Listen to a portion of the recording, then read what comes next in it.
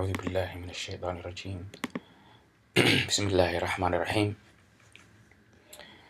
الحمد لله رب العالمين، والصلاة والسلام على خاتم الأنبياء والمرسلين سيدنا محمد وعلى آله وصحبه أجمعين. أما بعد، webkan wax ka baranayna waa Madina Arabic, my YouTube waa lagu yarawan,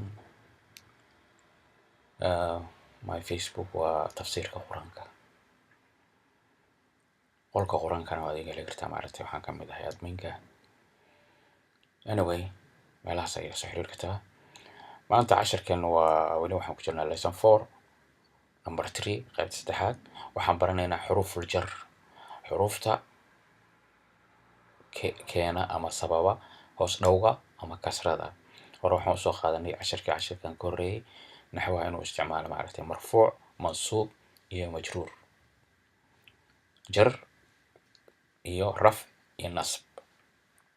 okay, nasbku waa fatxa, marfuuc waa godka ama damaha, kasraha waa majruur ama jar. okay, xuruftan arbacada afarta ah haddii maaragtay ay yimaadaan wixii ka dambeeya hoos dhow bay noqonayaan ama kasra. haddaad aragto fi wixii ka dambeeya hoos dhow, fil beyti, in macnaha taado ugu dambeyso hoos dhow bay noqonayaan ama kasra. beyti, على on,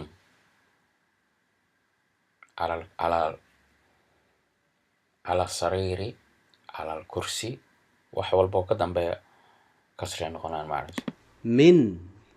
من from، من البيت sidoo kale، إلى، من المدرسة، إلى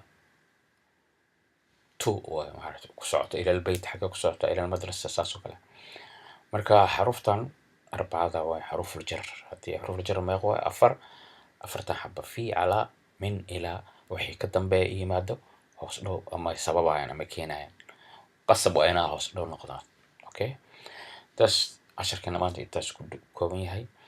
oo soo dedejiso rubigaas hadda waxaan duubay kan mid ka horeeya oo aan ugu talagalay nasiib darro farsamada awgeed baa codkii waan waayay aan ku hadlayo.